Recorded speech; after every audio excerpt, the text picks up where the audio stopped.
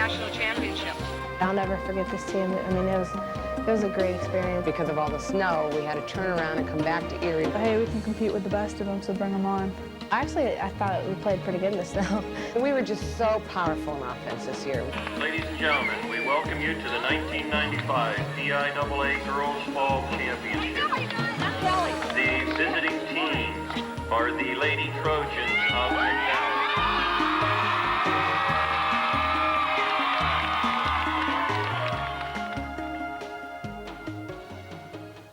1995, a year that members of the McDowell boys and girls soccer teams won't soon forget. Their march to their respective state title games evoked an outpouring of support from families and friends and an entire community. There were some obstacles, though, along the way: the wind, the rain, and who can forget the snow that forced the state title games to be moved to Altoona, away from the customary site, Shippensburg. Let's take a look back now at that exciting 1995 season. First with the McDowell girls team of Coach Mary Kay Sarami. 5 players that appeared in the 1993 state championship game returned to lead the 95 team.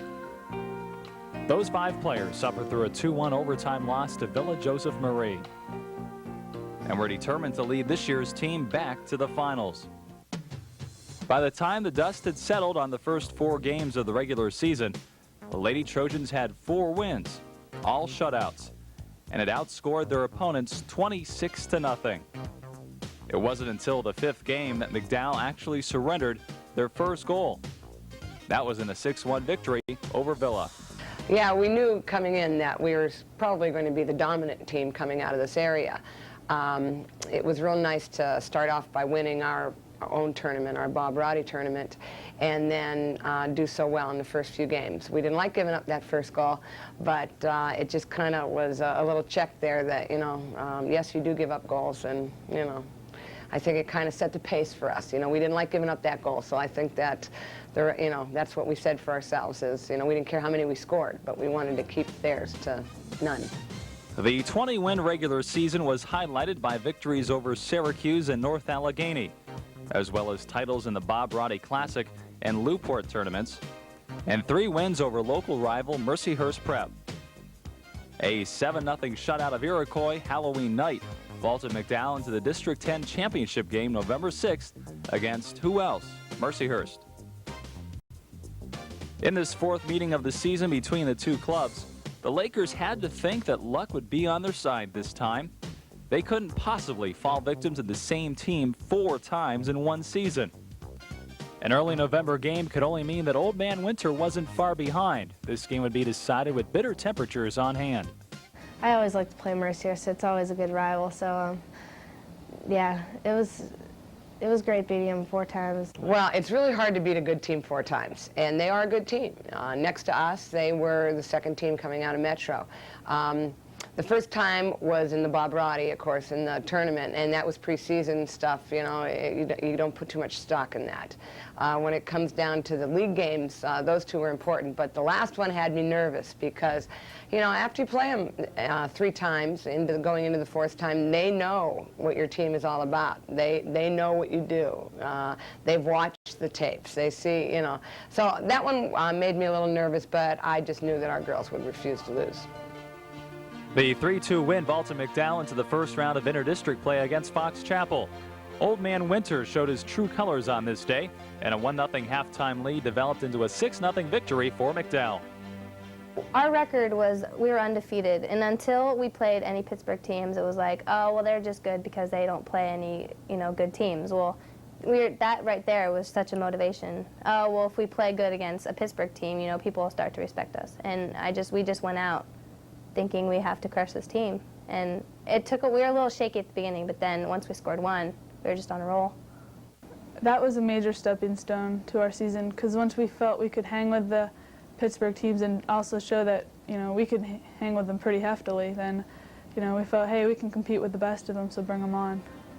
In 1994, the Lady Trojans were unceremoniously bounced from the playoffs by Upper St. Clair. That 1-0 loss had lingered large for the past year, and McDowell set out to prevent another early exit from the playoffs.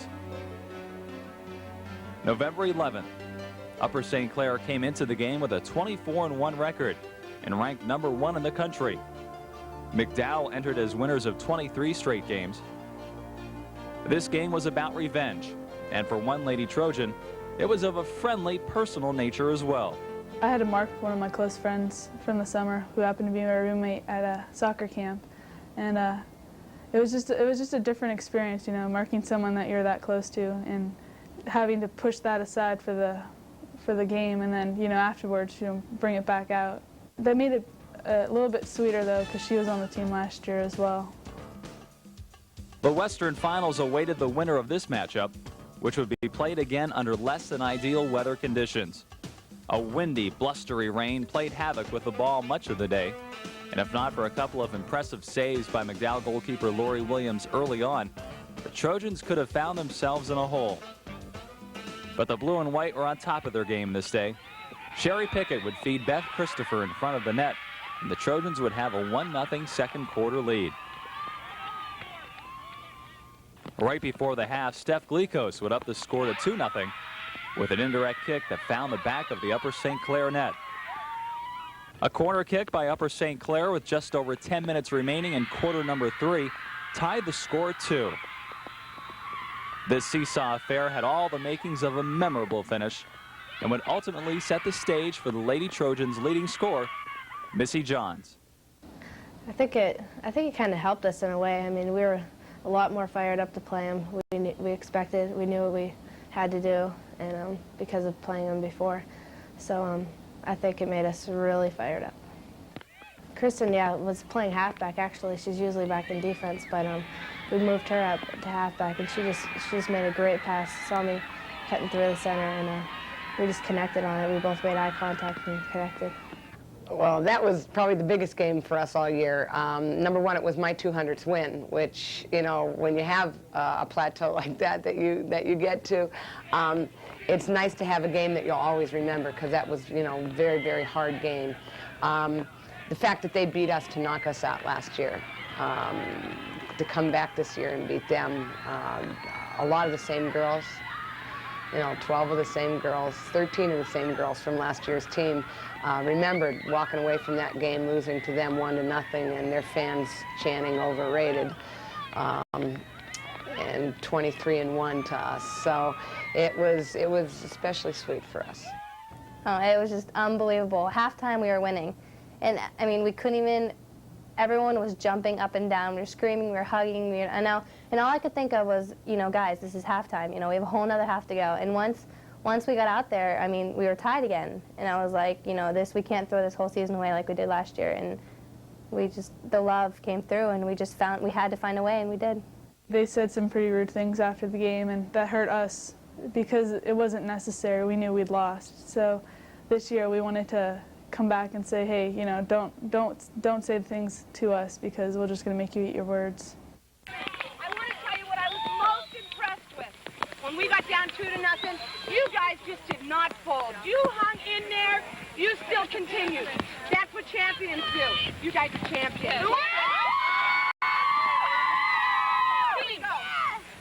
Team. Great, she did a good job. We're just going to say team, okay? Hey, we're going to stay. Here we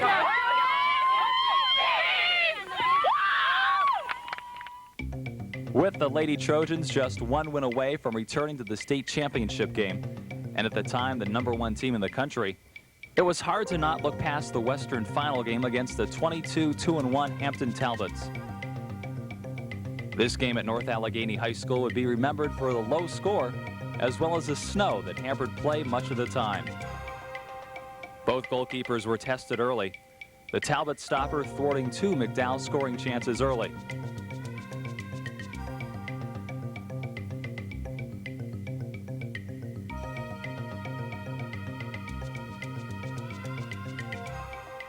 While Lori Williams again came up big for the Trojans.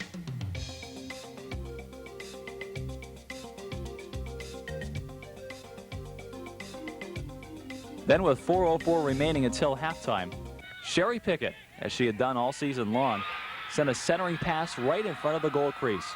And Missy Johns made no mistake. Missy's, what she brought to the team more than her goal-scoring ability was her leadership. She led by example. She was a great leader for the girls, and she was a great captain for me to have. She was definitely the biggest scoring threat we've had in a while. But we also had another forward that scored. Rachel Burgess had 29 goals. So nobody really marked up on one or the other. I think that both of them kind of made them nervous. While the Trojans would try to add to their one-goal lead, Lori Williams was there time and time again to make John's goals stand up for the victory.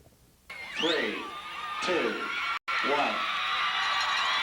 Final score, Lady Trojans 1, Talbots no score.